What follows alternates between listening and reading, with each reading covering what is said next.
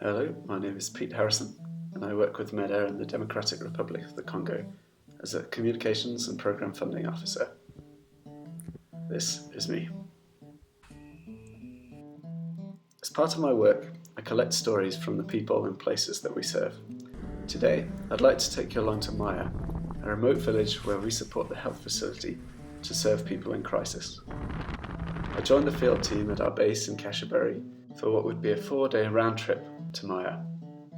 I would be travelling with Yamiba, health manager, with Omar, security and liaison officer, and 3 motorbike drivers, Jado, Boniface, and Amani.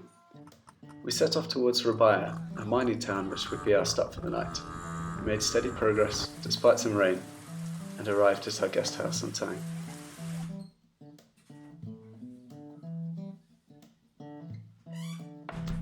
We bedded down for a good night's sleep, knowing that the next day would be tough. We got up with the sun and were quickly onto the motorbikes. Started making our way through the beautiful Masisi countryside, down winding, slippery roads and across hills.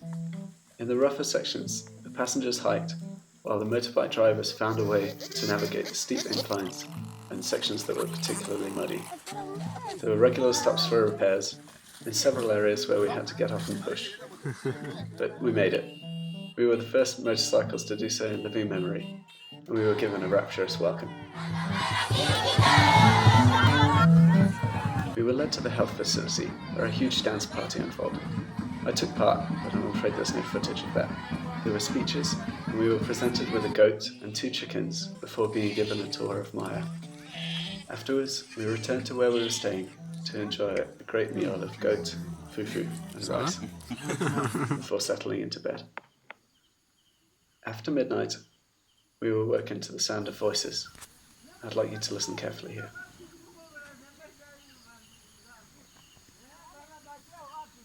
These are the voices of people displaced by conflict close to Mahya, who had fled during the night and sought refuge in the village.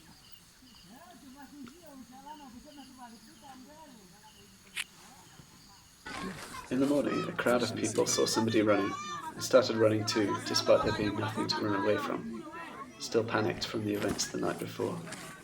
We quickly concluded our interviews at the health facility and got ready to leave. Our journey back would be characterised by the same stops for repairs, but afterwards we would get caught in a huge hailstorm that prevented us from reaching Rabaya that evening. We sought shelter at a local health facility, and they took us in, lit a fire in the head nurse's office, and suddenly all was well again. Ça va, Omar? Oui, ça va. Ça va, Boniface? Ça va, Yamiba? Très bien, très bien. D'accord.